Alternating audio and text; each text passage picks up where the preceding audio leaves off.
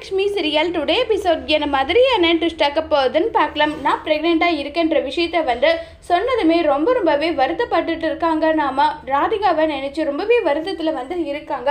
இப்போ உடனே ராதிகா உங்களுக்கு ஏதாவது ஒரு மாதிரி இருக்கான்னு சொல்லிட்டு கேட்குறாங்க. சேச்சே அப்படியெல்லாம் எனக்கு கிடையாது. நீங்களும் கோபியும் கல்யாணம் பண்ணியிருக்கீங்க. நீங்கள் உங்களுக்கான லைஃப்பில் அடுத்த கட்டத்துக்கு நீங்கள் போயிருக்கீங்க. இதில் நான் கோவப்படுறதுக்கு என்ன இருக்குன்னு சொல்லிட்டு போனதும் உடனே வருத்தப்படுறாங்க. எப்படி இது என்னால் ஏற்றுக்கவே முடியாது. எனக்கு ரொம்பவே வருத்தமாக இருக்கு. என்னுடைய பசங்களோட லைஃப்பில் இப்படியெல்லாம் நடக்குமா? அக்கம் பக்கம் இருக்கவங்க என்னுடைய பசங்களை எப்படி பேசுவாங்க, என்ன பேசுவாங்க, இது எதுவுமே எனக்கு புரியலையேன்னு சொல்லிட்டு ஒரு பக்கம் ரொம்பவே வருத்தத்தில் இருக்காங்க. அப்போ என்னாச்சுன்னு சொல்லிட்டு ரொம்பவே ஃபீல் பண்ணிட்டு கேட்டுட்டு இருக்காங்க.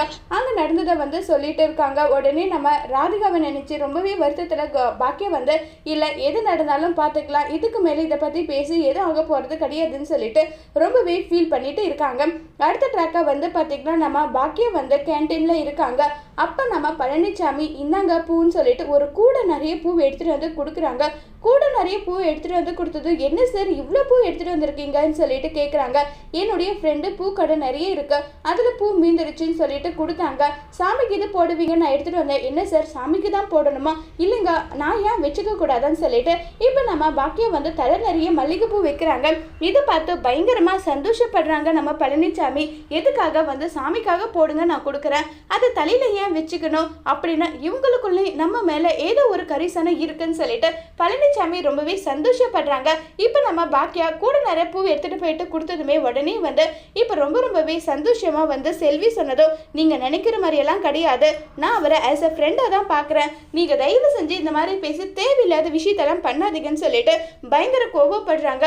இப்போ நம்ம பழனிசாமி வீட்டுக்கு போறாங்க. வீட்டுக்கு அவங்களுக்கு பிடிச்ச டிஷர்ட் எல்லாம் வாங்கிட்டு இருக்காங்க. இது ரொம்பவே சந்தோஷமா பார்த்தீங்கன்னா வீட்டில் இருக்கவங்க கேட்டதோ, நீங்க எத்தனையோ முறை கேட்டீங்க, ஆனா நானும் இப்போ சொல்றேன், எனக்கும் பாக்கியாவுக்குள்ள ஏதோ ஒரு அண்டர்ஸ்டாண்டிங் கனெக்ஷன் இருக்கு, எனக்கு அவங்கள கல்யாணம் பண்ணிக்கணும்னு ஆசை இருக்குன்னு சொன்னது. சரி இப்பவே போயிட்டு பொண்ணு கேட்டலான்றாங்க. முதல்ல அவங்க என்ன ஒரு மைண்ட் செட்ல இருக்காங்கன்றது எங்களுக்கே தெரியாத, எப்படி அதை கேட்க முடியும்? அதெல்லாம் ஒன்றும் தேவை கிடையாது. முதல்ல அவங்களுடைய மனசுல என்ன இருக்குன்றதை நான் தெரிஞ்சுக்கிறேன், அதுக்கப்புறம் எது இருந்தாலும் பேசிக்கிறேன்னு சொல்லிட்டு சொல்றாங்க. இதை கேட்டு ரொம்பவே சந்தோஷத்துல இருக்காங்க. இப்போ நம்ம பழனிசாமி டிஷர்ட் ஜீனஸ் எல்லாம் போட்டு ரொம்பவே கலக்குறாங்க.